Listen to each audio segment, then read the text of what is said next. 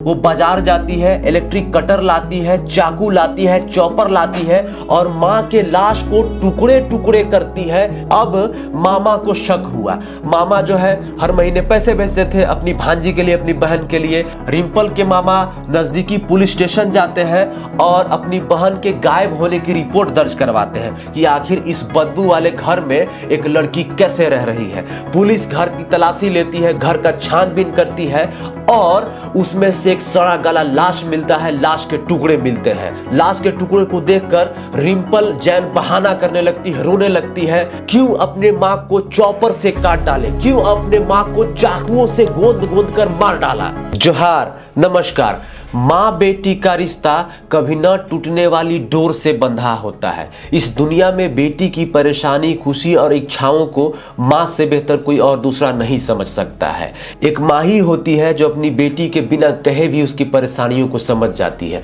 मैं आपसे पूछना चाहता हूँ, क्या कोई बेटी अपने माँ के टुकड़े टुकड़े कर सकती है? क्या कोई बेटी अपनी माँ को अपनी प्रेमी के लिए मौत के घाट उतार सकती है? जरा आप हमें कमेंट करके बताइए। जिस माँ ने पाला पोसा, जिस माँ ने पढ़ाया लिखाया बड़ा किया, उसी माँ को एक हैवान बेटी ने टुकड़े टुकड़े कर डाले। जी हाँ, ये किसी फिल्म का सीन नहीं, ये मुंबई के लाल बाग के रहने वाली माँ बेटी की सच्ची वारदात है। 23 साल की रिंपल जैन अपनी माँ वीणा जैन के साथ मुंबई के लालबाग के एक इलाके में रहती थी। रिंपल जैन के पिता की मृत्यु आज से 16 साल पहले हो चुकी थी, तो घर में माँ और बेटी ही साथ में रहते थे। रिंपल जैन की माँ वीणा जैन की उम्र 55 वर्ष थी। वीणा जैन मेहनत करके अपने भाई के सहारे रिंपल को पढ़ाती लिखाती है, पाल पोस कर बड़ा करती है। लेकिन एक दिन रिंपल जैन अपनी माँ को घर में ही बेरहमी से मार डालती है। ये सुन के डर लग रहा है कि एक बेटी अपने माँ को कैसे मार सकती है। जिस माँ ने 9 महीने कोख में रखा, जिस माँ ने पाला पोसा, जिस माँ ने समाज में चलना सिखाया, समाज में बोलना सिखाया, उसी माँ को आज के जमाने की 23 साल की रिंपल जैन अपने माँ को बेरहमी से मार डालती है। कहानी अभी खत्म नहीं हुई है, कहानी तो अभी शुरू हुई है। आगे बताते हैं, आगे जो रिंपल जैन अपनी माँ के साथ करती है, अपने माँ के लाश के साथ करती है, उसे सुन के आपका रूह कांप जाएगी, आपका दिल दहल जाएगा। आप सदमे में चले जाएंगे कि माँ बेटी का पाक रिश्ता, माँ बेटी का सबसे प्यारा रिश्ता कैसे एक हैवान लड़की अपने माँ के लाश को कई टुकड़े करती है। अपनी माँ के लाश को टुकड़े टुकड़े कर कर प्लास्टिक में भरकर अलमारी में रखती है, पैरों को काट कर टंकी में डाल देती है। तो आप सोचिए कि उस हैवान लड़की की मानसिकता क्या रही होगी। आपको बता दें कि माँ के लाश को काटने के लिए वो बाजार जाती है, इलेक्ट्रिक कटर लाती है, चाकू लाती है, चॉपर लाती है और माँ के लाश को टुकड़े टुकड़े करती है, काटती है, काट के अलमीरा में रख देती है प्लास्टिक में भर के। उसके बाद जो है सब कुछ ठीक चलने लगता है, सब कुछ ठीक चलने लगता है। धीरे धीरे लाश के टुकड़ों से बदबू आने लगती है। हैवान बेटी, नलायक बेटी बाजार जाती है, बाजार से परफ्यूम के कुछ डब्बे खरीदती है, परफ्यूम के डब्बे खरीद के घर आती है और लाश के टुकड़ों पर परफ्यूम डालती है, सेंट डालती है, मतलब स्प्रे मारती है कि बदबू से बच जाए। इस बीच पड़ोसियों को कुछ भनक भी नहीं लगती है, क्योंकि जैसा मैंने आपको पहले ही बताया है कि माँ बेटी अकेले ही घर में रहा करते थे। धीरे धीरे समय बीतता गया, बदबू आना नहीं कम हुआ, बदबू आने लगा। आसपास के पड़ोस के लोगों को भी बदबू की महक आने लगी। पड़ोस के लोग रिंपल जैन से पूछे कि तुम्हारी माँ कहाँ गई है, जरा बताओ, तुम्हारी माँ वीणा जैन नहीं दिखाई दे रही है। तो वो रिंपल जैन हैवान बेटी पड़ोसियों को झूठ बोल देती है, पड़ोसियों को चकमा दे देती है, कहती है माँ तो कानपुर गई है।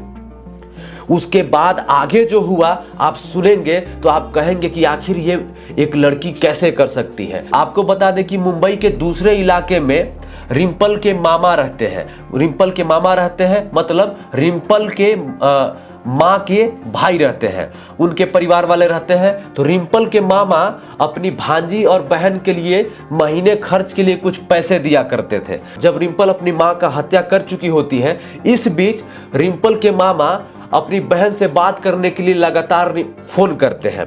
रिंपल हमेशा मामा को बातों में घुमा देती है, बातों को टाल देती है और बात नहीं कराती है। बात कराती भी तो कराती कैसे, क्योंकि अपनी मां को मौत के घाट उतार चुकी थी, मां के लाश को टुकड़े टुकड़े कर चुकी थी। अब मामा को शक हुआ। मामा जो है हर महीने पैसे भेजते थे अपनी भांजी के लिए, अपनी बहन के लिए।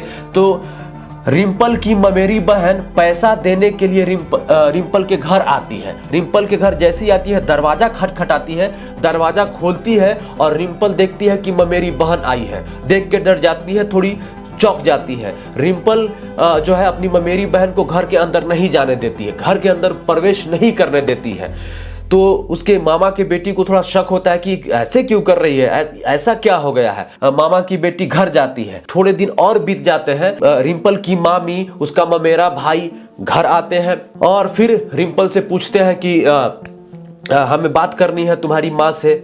तो रिंपल मना कर देती है, फिर उनको घर में नहीं आने देती है। इनको शक होता है। उसके बाद रिंपल के मामा नजदीकी पुलिस स्टेशन जाते हैं और अपनी बहन के गायब होने की रिपोर्ट दर्ज करवाते हैं। उसके बाद पुलिस जांच में जुट जाती है। पुलिस ढूंढने का प्रयास करती है कि आखिर 55 वर्ष की वीणा देवी कहां चली गई।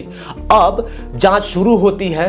पुलिस धीरे धीरे सबूत जुटाते हुए रिंपल जैन के घर पहुंचती है। रिंपल जैन जैसे ही दरवाजा खोलती है, पुलिस घर के अंदर जाती है।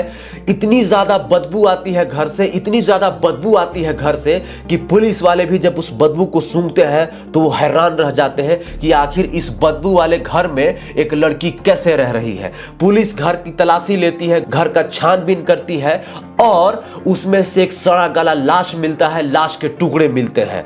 अब जो है लाश के टुकड़े को देखकर रिंपल जैन बहाना करने लगती है, रोने लगती है, अपने आप को निर्दोष बोलने लगती है। लेकिन पुलिस सख्त होकर रिंपल जैन से पूछताछ करती है। रिंपल जैन उसके बाद इस बात को कबूलती है कि हाँ, मैंने ही अपने माँ की हत्या की है, मैंने ही अपनी माँ का मर्डर किया है। आपके मन में सवाल आ रहा होगा कि आखिर रिंपल जैन ने वीणा जैन की हत्या क्यों की, क्यों अपनी माँ को टुकड़े टुकड़े कर डाले, क्यों अपने माँ को चॉपर से काट डाले, क्यों अपने माँ को चाकुओं से गोंद गोंद कर मार डाला। तो इसका जवाब है कि रिंपल जैन के 2 बॉयफ्रेंड थे। एक बॉयफ्रेंड उत्तर प्रदेश का रहने वाला था, दूसरा बॉयफ्रेंड मुंबई का रहने वाला था। यही बात रिंपल जैन की माता वीणा जैन को पसंद नहीं थी। वो मना करती थी कि ये सब ठीक नहीं है, ऐसा मत करो।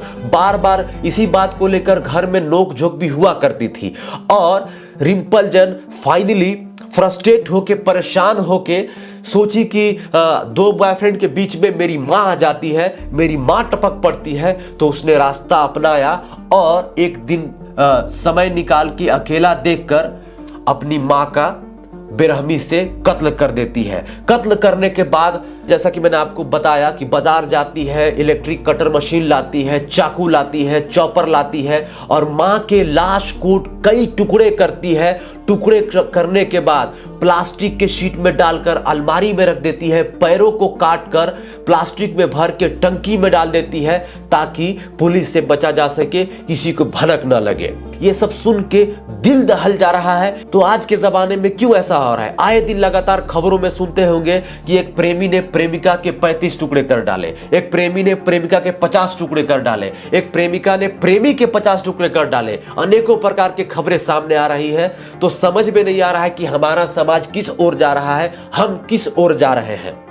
सच सच बताइएगा, इस खबर को आपने सुना था, इस खबर के बारे में आपने पढ़ा था। इस खबर को इसलिए भी ज्यादा तूल नहीं दिया गया क्योंकि यह खबर धार्मिक नहीं था। इस खबर में कोई आरोपी हिंदू नहीं था, कोई आरोपी मुसलमान नहीं था। इसी वजह से नेशनल मीडिया में इस खबर को ज्यादा तूल नहीं दिया गया। लेकिन हम जैसे लोग बैठे हैं ऐसे खबर को आप तक पहुंचाने के लिए कि प्रेम का जो जाल है किस तरीके से हमारे दिमाग में छाप छोड़ता है और एक बेटी प्रेम के चक्कर में, प्रेमी के चक्कर में अपने मां के कई टुकड़े कर डालती है।